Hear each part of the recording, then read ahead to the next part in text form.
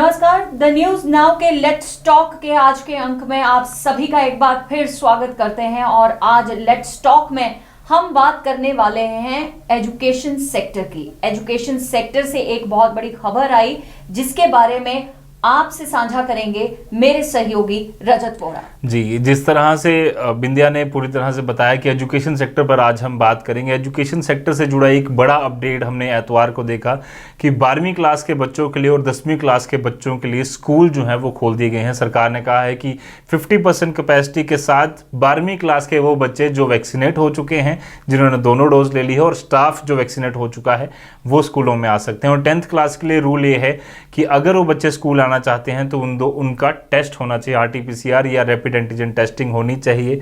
But सवाल यहाँ पर कई सारे खड़े हो रहे हैं कि कौन से ऐसे 12th क्लास के बच्चे हैं जो कि 18 साल से ऊपर हैं और वैक्सीनेट हो चुके हैं। बिल्कुल सही बात आपने कही रजत, क्योंकि 18 साल से ऊपर की आयु के लोगों को वैक्सीनेशन दी गई है। बिल्कुल। और बच्चों की जो वैक्सीनेशन है अभी तक भारत में शुरू नहीं की गई है, उसके अभी भी टेस्ट चल रहे हैं, वो अभी भी आधिकारिक तौर पर बाजारों में आई नहीं है।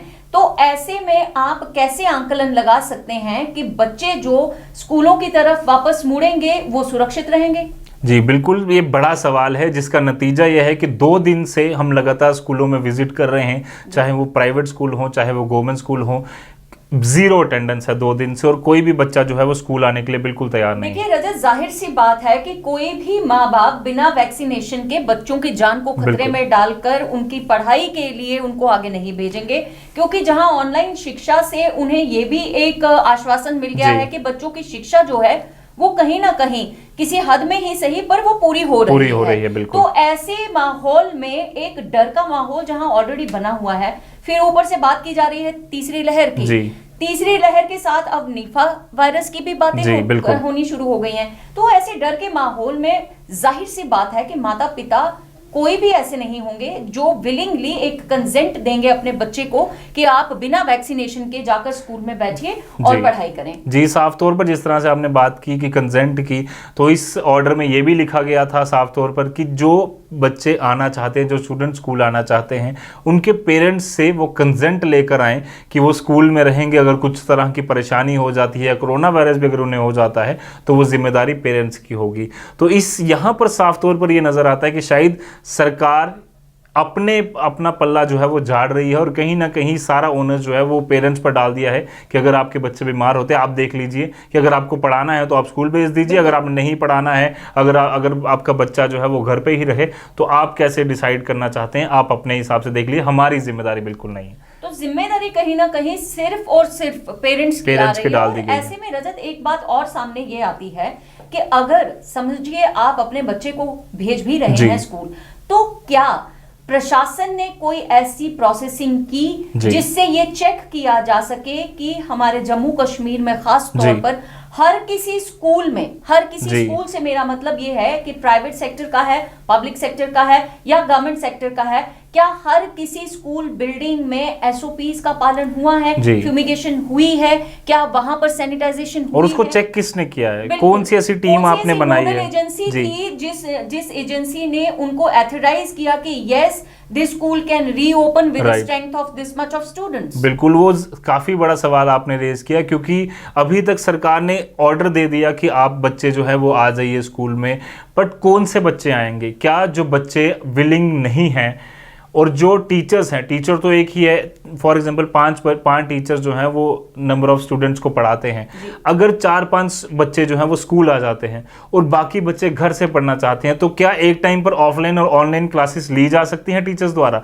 ये भी एक बड़ा सवाल है। रजत, सवाल ये इतना बड़ा नहीं है, क्योंकि जब हम BEd की बात करते हैं, टीचिंग एजुकेशन की बात करते हैं, तो टीचर एजुकेशन होने के नाते मैं आपको ये भी समझा सकती हूँ कि जब BEd की ट्रेनिंग दी जाती है, शिक्षक बनने की ट्रेनिंग दी जाती है, तो उस समय डिवाइसेस ऑफ टीचिंग करके एक सब्जेक्ट होता है जिसमें आपको इस तरह की मुसीबतों से लड़ने के लिए technical, online as well as textual knowledge देने की एक ट्रेनिंग दी जाती है। और बिल्कुल इसमें सिचुएशन क्या है, इसमें सवाल ये उठता है कि क्या हर कोई स्कूल इतना वेल इक्विप्ड है कि वो एक साथ क्लास में प्रोजेक्टर के थ्रू ऑनलाइन एजुकेशन भी दे।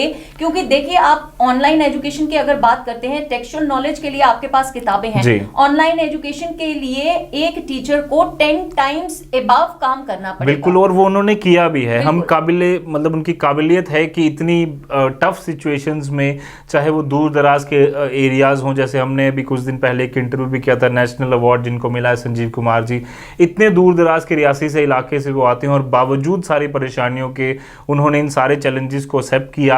अब हालांकि हर एक टीचर की अगर हम बात करें, खासकर ऐसे इलाकों से जहां पर उनके पास गैजेट्स नहीं थे, कम्युनिटी क्लासेस भी उन्होंने ली, सब परेशानियां। सबसे पहली जरूरत जो है वो है ऑनलाइन इंटरनेट सुविधा क्या सुचारू रूप से हर जगह पर चल रही है। किस तरह से एक टीचर के लिए कितना मुश्किल होगा ये कि वो एक ही क्लास में अगर 5 बच्चों को टेक्सचुअल नॉलेज दे रहा है, तो प्रोजेक्टर के माध्यम से या वाईफाई के माध्यम से वो ऑनलाइन भी उसको लाइव क्लास दे सकता है। कितने गवर्नमेंट स्कूलों में वो है।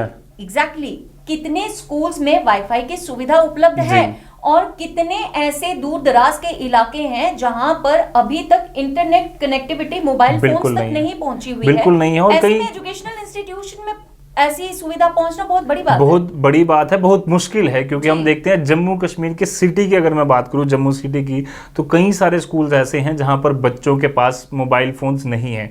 बड़ी मुश्किल से उन्होंने कहीं ना कहीं कभी पापा का फोन यूज कर लिया, चाचू का फोन यूज कर लिया, और कहीं ना कहीं उन्होंने अपने आप को ढाला इस सिचुएशन में कि चलो किसी तरह से हमें पढ़ाई करनी है, और अच्छे रिजल्ट्स भी आए, कहीं ना कहीं उन्होंने अच्छी मेहनत की।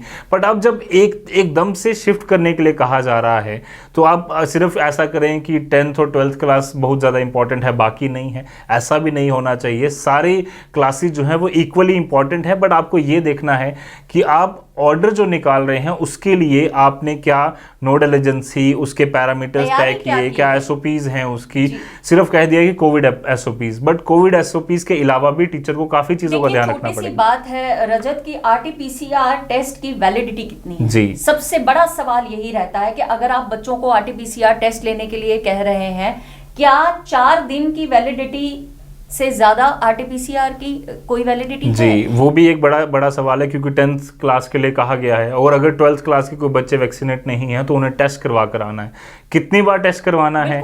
क्या अगर वो रोज आना चाहते हैं, हफ्ते में 6 दिन है, तो क्या 6 दिन में टेस्ट बार बार होगा? It is not a simple sickness. बिल्कुल, obviously virus, you never know when you will be infected with that virus. और ऐसे में आप एक बच्चे को अगर आज आरटीपीसीआर टेस्ट करवा कर वापस वहां पर लाते हैं, तो 3 दिन के बाद अगर उसका, क्या वो हर 3 दिन के बाद टेस्ट कराएगा? सबसे पहला सवाल तो क्या मापदंड क्या है, क्या आपकी फॉर्मेलिटीज हैं, और क्या ऐसी स्ट्रेटजी है आपके पास? क्या आपने फॉर्मूला कोई तो फॉर्मूला होगा जो आपको किसी एजेंसी ने बैठाकर बताया होगा, जी ऐसा ऐसा कर लीजिए और फिर ये ऑर्डर निकालिए, तो शायद ज़्यादा सक्सेसफुल होगा। बच्चे आएंगे स्कूल में और बच्चों की पढ़ाई वेस्ट नहीं होगी। क्योंकि अगर एक तरफ ऑनलाइन वो पढ़ रहे हैं, किसी तरह से मैनेज कर रहे हैं, बट पढ़ाई कर रहे हैं, एक दिन में पूरी तरह से शिफ्ट होना मुझे नहीं लगता कि किसी टीचर के लिए, किसी स्कूल के लिए और किसी भी बच्चे के लिए इतना पॉसिबल होगा। बहुत बड़ी बात है रजत। देखिए, बाहर के देशों में स्कूल्स जरूर खुल गए हैं, लेकिन बाहर के देशों में सबसे बड़ी सुविधा ये है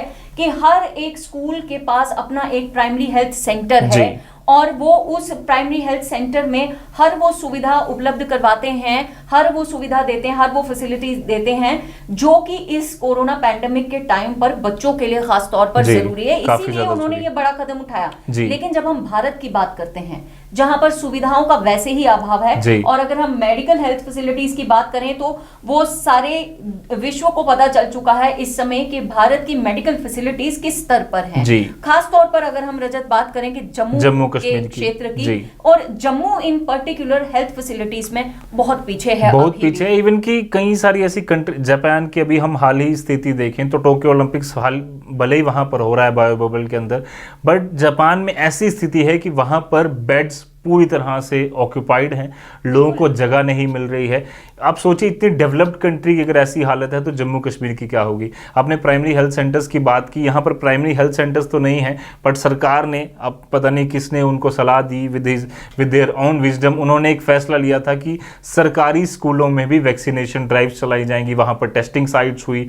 अभी भी कई सारे ऐसे सरकारी स्कूल हैं जहाँ पर वैक्सीनेशन साइट्स हैं, और इतनी भीड़ के एरिया में, इतनी भीड़ जहाँ पर जमा हो रही है, वहां आप स्कूली बच्चों को कह रहे हैं 10th और 12th वालों को कि आप स्कूल आइए और वहां पर पढ़ाई कीजिए। और सबसे बड़ी बात, जहां आप कहते हैं 2 गज की दूरी बना कर रखिए, तो क्या एक क्लासरूम में 4 दीवारी के अंदर आप 10 बच्चों को भी, क्योंकि क्लास में आपके जम्मू कश्मीर में अगर आप क्लास देखते हैं तो it means 40 to 45 students at a strength, minimum बिल्कुल, दैट्स अ मिनिमम स्ट्रेंथ, और 60 बच्चों के ऊपर एक टीचर, ठीक है। 60 बच्चों की हम बात ना भी करें, अगर हम 40 बच्चों की ही बात करें, और इस समय अगर हम बात करें 10 ही बच्चों के बैठने की, क्या 10 बच्चे एक 4 दीवारी के अंदर बैठकर 2 गज की दूरी को अपनाते हुए काम कर पाएंगे? जी, ये सबसे बड़ा सवाल, बिल्कुल सबसे बड़ा सवाल है। और सवाल ये है कि आप जब इस तरह के ऑर्डर्स निकालते हैं तो कौन वो गाइडिंग एजेंसी है, किससे पूछकर ये प्लानिंग की गई है, क्या कौन से वो स्टेक होल्डर्स थे, क्या कुछ बच्चों को बुलाया गया, क्या उनके पेरेंट्स को बुलाया गया,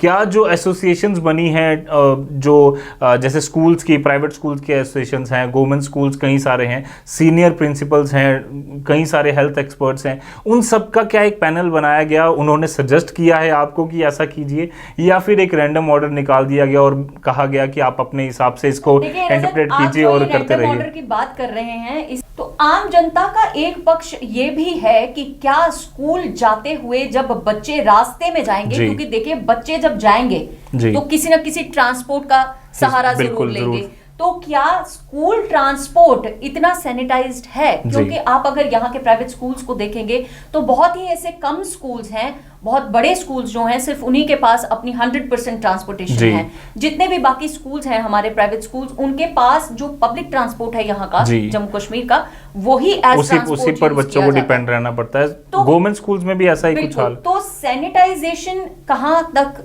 इसमें देखी जाएगी, कितना उस पर नियंत्रण रहेगा? जी, या तो सरकार पूरी तरह से क्लियर करे कि 10th और 12th के बच्चों के लिए हम पूरी तरह से अलो करते हैं, 50% ही भले वो अलो करें, but on the other side हम प्राइमरी हेल्थ सेंटर्स या हम जो अपना हेल्थ इंफ्रास्ट्रक्चर उन बच्चों के लिए पूरी तरह से अपना तैयार रखेंगे, वहां पर इस तरह की फैसिलिटी स्कूलों में हम उपलब्ध कराएंगे ताकि किसी भी तरह की परेशानी हो तो सरकार और हेल्थ डिपार्टमेंट पूरा वहां पर जिम्मेदारी ले कि हम पूरी तरह से तैयार हैं। जितने भी हमारे स्कूल्स हैं, हर स्कूल के लिए एक मैंडेशन होती है कि वहां पर एक डिस्पेंसरी जरूर होनी चाहिए, फर्स्ट एड डिस्पेंसरी जिसको कहा जाता है। यही फर्स्ट एड डिस्पेंसरी में अगर एक असिस्टेंट ही लगवा दिया जाए, हम डॉक्टर्स की भी बात नहीं करेंगे क्योंकि डॉक्टर्स इस समय बहुत जरूरी हैं अस्पतालों में रहने, अगर एक मेडिकल असिस्टेंट ही वहां पर लगा दिया जाए तो किसी न किसी हद तक हम महामारी को रोकने में स्कूल्स के अंदर काफी ज्यादा कारगर साबित हो सकते हैं। और सबसे बड़ी चीज ये है कि जब भी सरकार कोई फैसला ले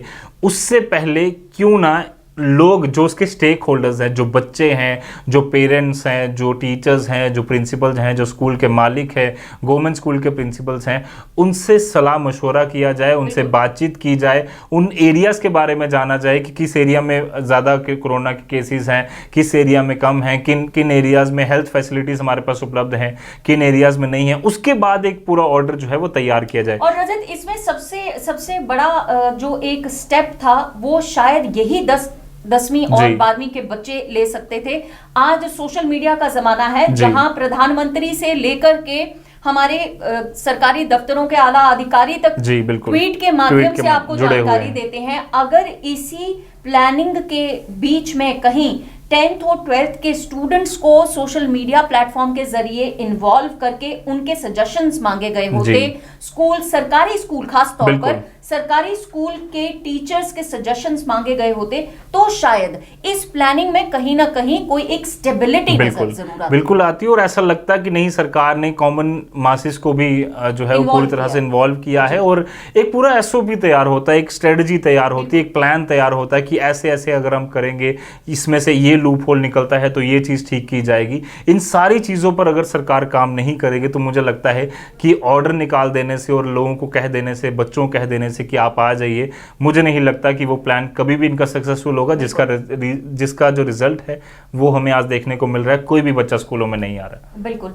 रजत, इसी बात पर हम अपने आज के इस अंक को समाप्त करना चाहेंगे कि एक सवालिया निशान प्रशासन की इस प्लानिंग के ऊपर जरूर बना हुआ है, लेकिन किसी न किसी हद तक हम सबको भी एक कदम आगे बढ़ना चाहिए और अपने सुझाव जो हैं प्रशासन तक किसी ना किसी माध्यम से पहुंचाना चाहिए। और ऐसा एक माध्यम हमारा लेट्स टॉक का ये मंच भी है।